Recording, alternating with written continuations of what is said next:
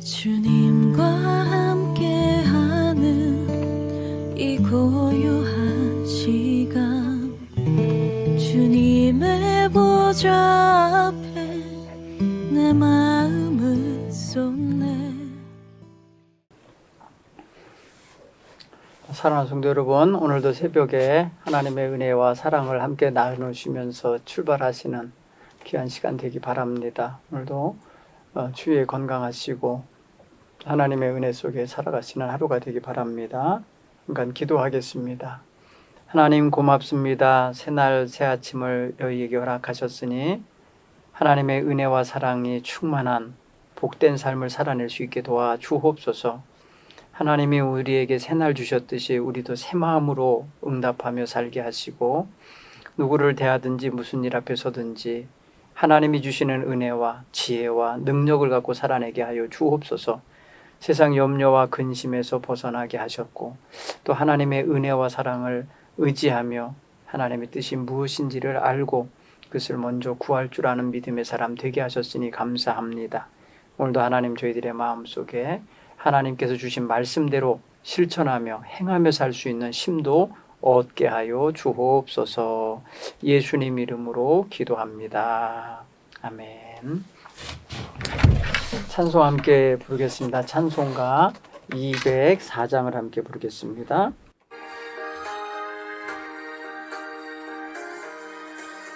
주의 말씀 듣고서 준행하는 자는 반석 위에 터닫고 집을 지음 같다.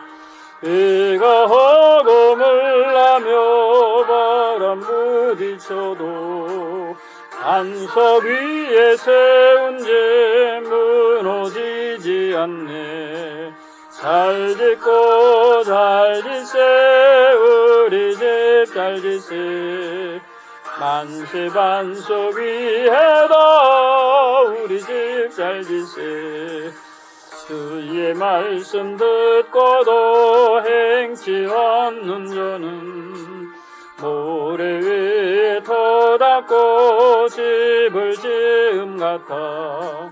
비가 허공을 나며 바람 부딪힐 때 모래 위에 세운 집 크게 무너지네.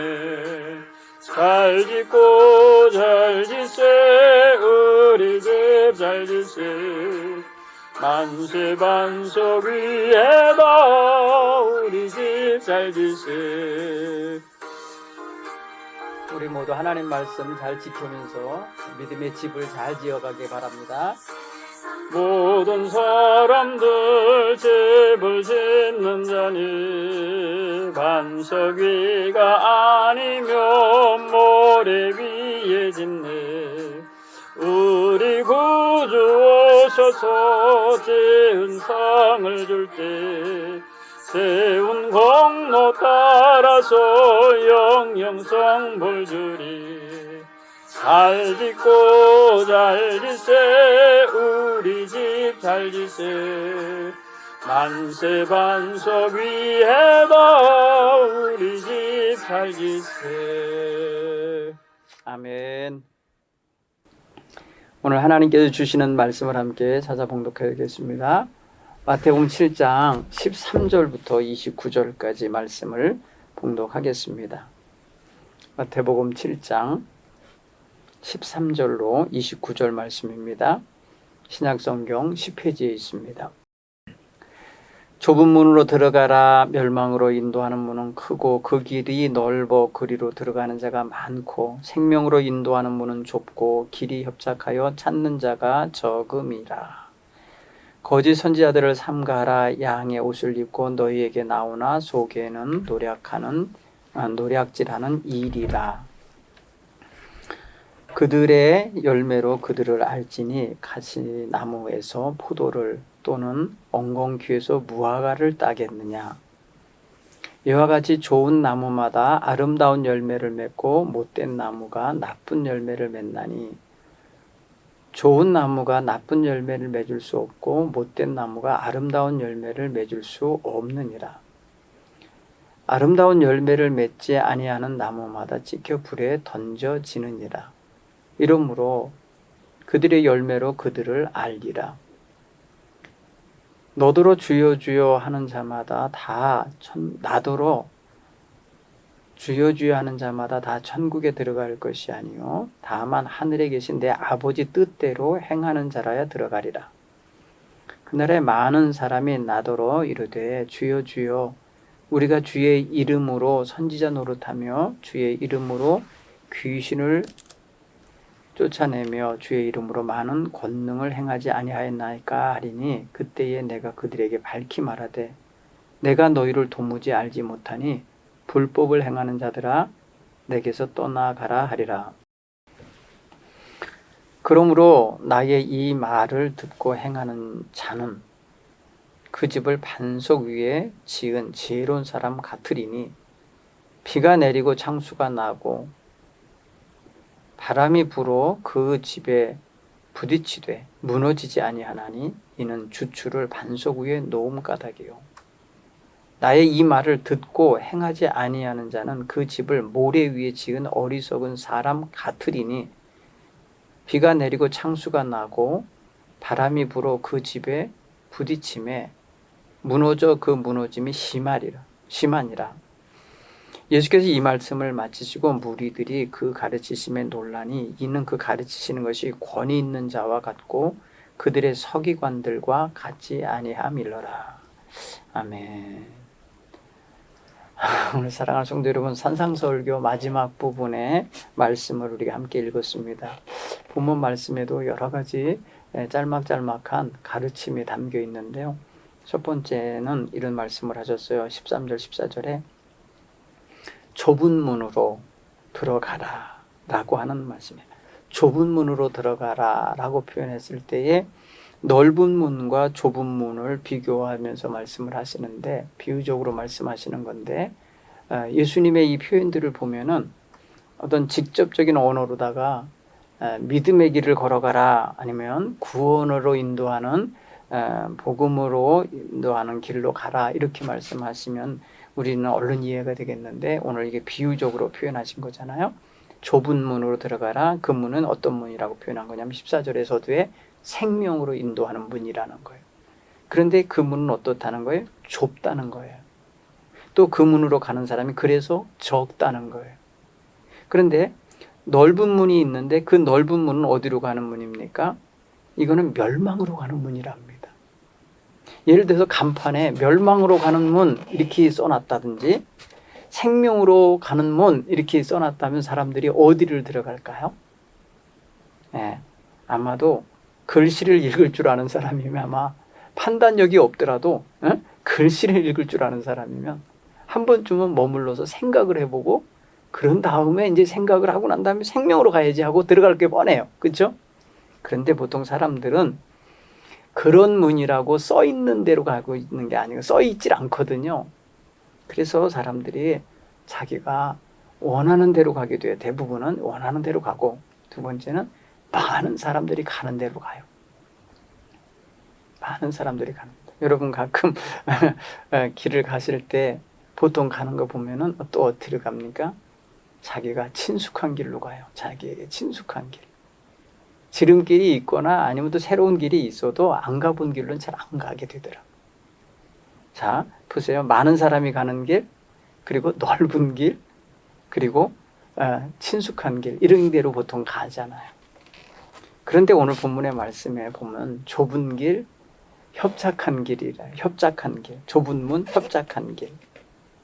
일단 기본적으로 좁다라고 하는 거 좀 불편하잖아요. 협착하다, 뭔가 좀 답답하잖아요. 뭐 이런 거 있는 거예요. 그리고 아마도 표현하진 않았지만은 어려울 수도 있어요. 가는 길이 험할 수도 있어요. 보통 여러분 넓은 길은 평지에서 만들어집니다. 산악에서 넓은 길 만들기가 어렵죠. 가끔 여러분 그 티베트 고원에 사는 사람들이 중국의 그 원남성이나 이쪽으로 무슨 물건을 사러 간다든지 아니면 저기 차마고도를 넘어서 위구르족이 있는 곳으로 차를 싣고 가는 거 보니까 너무너무 어마어마하더라고요. 뭐 유튜브에 한번 차마고도 한번 쳐보세요. 그러면 그 사람들이 정말이지. 몇 개월 동안 걸어가는 그 산악길인데 다 좁아요. 험한 길이죠. 좁은 길. 당연히 험하기 때문에 좁게밖에 길을 못 내는 거예요. 근데 보세요. 좁은 문, 험한 길. 근데 그게 생명으로 인도하는 길, 생명으로 인도하는 문. 그러면 어떡하겠어요? 가야죠. 가야 되잖아요. 그런데 넓은 길, 멸망으로 가는 길, 많은 사람이 가는 길, 아무리 많이 가고 아무리 가기 편한 넓은 길이어도 멸망으로 가는 길이라는데 가겠어요?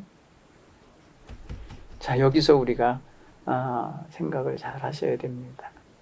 우리 마음에 흔히 생각 없이 그냥 흔히 사람들이 하는 것처럼 급하게 또 습관적으로 선택하고 행하는 일들 보면은 넓은 길로 가는 사람처럼 행동하고 말하는 게 있어요. 지금 그래서 자기가 어떤 길을 가고 있는 사람인가 볼 수가 있습니다. 이 말씀 가만히 짧지만은요, 두 기절을 곰곰이 묵상하시는 하루가 되기를 바랍니다. 두 번째 가르침은 거짓 선지자, 양가죽을 쓴 이리, 양가죽을 쓴 이리 같은 그 거짓 선지자, 거짓 교사를 조심해라. 그들의 열매로 그들을 알리라 라고 해서 열매는 삶의 행위나 언행을 다 쓸 거예요. 그러면 여러분 보세요. 사람을 보면은 처음에는 아무리 가장스럽게 이렇게 꾸밀지라도 뒤가 드러나잖아요. 뒷모습이 보이잖아요. 그래서 사람을 알려면 여행을 해보면 안다고 그래요. 그래서 여행을 하다 보면은 그 사람의 모습을 다 볼 수가 있는 거죠. 밤이나 낮이나, 그리고 편할 때나 불편할 때나, 그리고 낯선 데서나 친숙한 데서나 이 하는 행동을 보면은 그 사람을 쉽게 알 수 있다고 그래요. 사람은 여행을 해봐야 안다 그래요. 그래서 근데 여러분 함께 살아보면 살아가는 그 자체가 삶의 여행이죠. 함께 곁에서 있어 보면은 그 사람의 삶의 언행의 불일치, 말은 했는데 행동이 그렇게 안 나왔을 때 이 거짓된 면이 있구나, 사람을 기만하거나 속이는 면이 있구나라는 거 알 수 있잖아요. 당시의 거짓 선지자들 그렇게 구별하라는 거예요. 그들의 행위, 그들의 삶, 그들의 열매로 보고 아들을 알아라 이렇게 가르치고 있습니다. 나쁜 나무에서 좋은 열매를 얻을 수 없다는 거죠. 가시나무에서 포도를 딴다? 불가능한 거죠. 아니 그 나무 자체가 가시나무인데 어떻게 포도를 따요? 내놓을 수가 없죠. 그 가시나무가 포도를 내놓을 수가 없죠. 비슷한 열매를 처음에는 어릴 때는 만들어내지만 그러나 포도는 아니죠. 그런가 하면 여러분 엉겅퀴에서 무화과를 딴다? 참 비유를 잘 하신 거예요. 여러분 엉겅퀴 모양이 어떻습니까? 엉겅퀴 모양이 처음에 이렇게 보라색 비슷하게 이렇게 꽃이 피기 전의 모습은 꼭 마치 무화과 열매 비슷해요. 무화과 모양하고. 근데 달라요. 그죠? 그것은 엉겅퀴는 엉겅퀴예요. 꽃으로 돼 있다. 끈적끈적한 그 꽃이었다가 그냥 사라질 풀이지만은 무화과는 열매로서 좋은 과실이죠. 그래서 여러분 얻을 수 없는 존재, 그러니까 뭐 열매를 내놓을 수 없는 자가 열매 이야기를 하는데 보면은 자기 열매를 못 내놓으면서 열매 이야기를 할 수 있어요. 그렇죠? 삶으로 자기가 그렇게 못 살아내면서 그 삶을 가르칠 수 있어요. 말할 수 있어요. 그러니까 거짓 선지자들은 입으로는 말하는 거예요. 그런데 삶으로는 그렇게 안 살아. 그러니까 거짓되다는 거예요.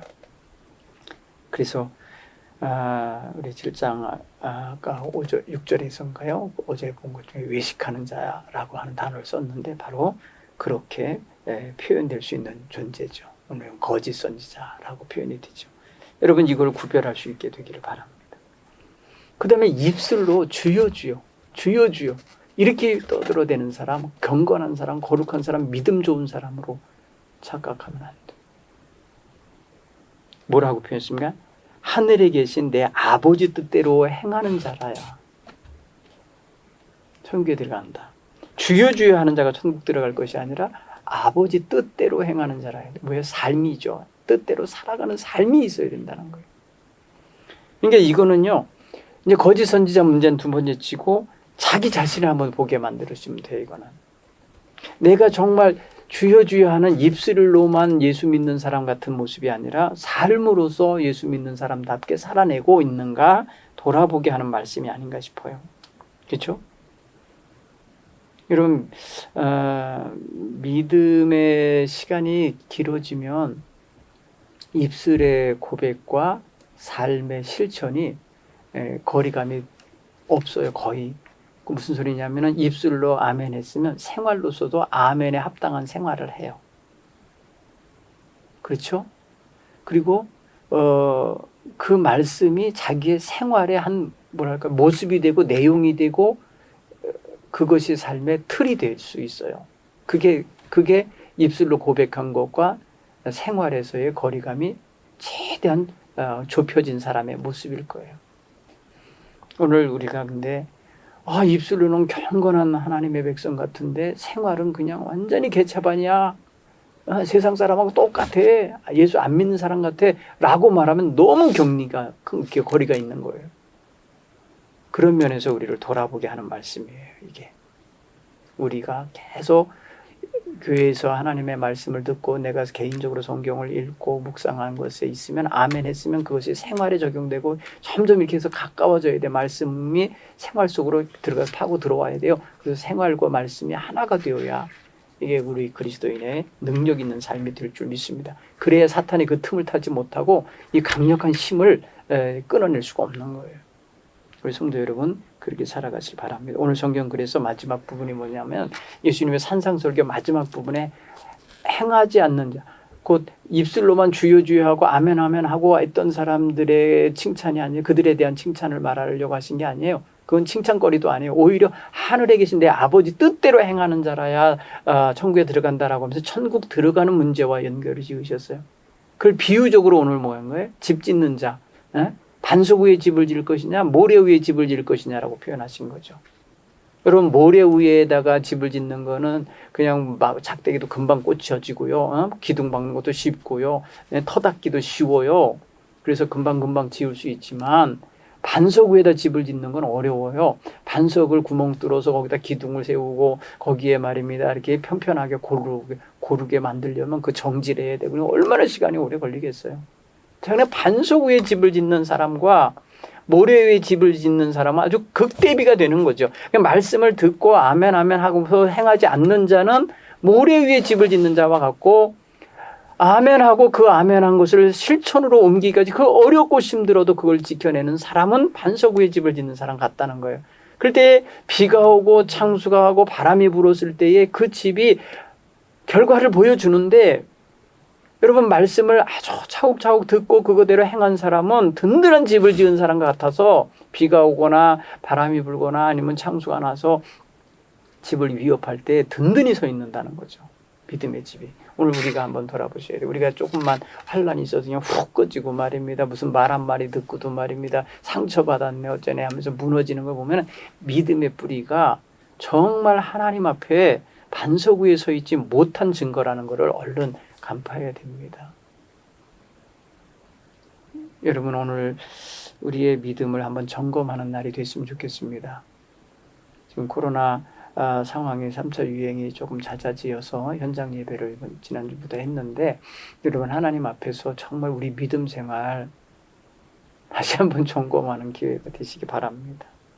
바라기는 정말 예수님께서 원하시는 게 내 속에서 발견되고 있나, 찾으시는 게 내게 있나, 이걸 점검하셔서 예수님이 너 내 말대로 살고 있니? 라고 물으셔서 저를 들여다볼 때 제 속에 그런 게 있으면 네, 저 여기 있는데 좀 부족합니다. 라고 고백할 수만 있어도 좋겠어요. 근데 없는데요, 없어요. 그러면 부끄러운 대답이 되겠습니까? 오늘 저와 여러분 다시 한번 말씀 산상설교 마지막 부분을 읽었는데요. 예수님이 쭉 5장 1절부터 말씀하셔서 여기까지 오신 이 내용이 굉장히 많은 내용이 담겨 있잖아요.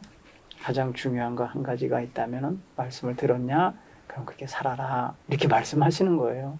그렇게 살아가는 오늘 하루가 되기를 간절히 바랍니다. 기도하겠습니다.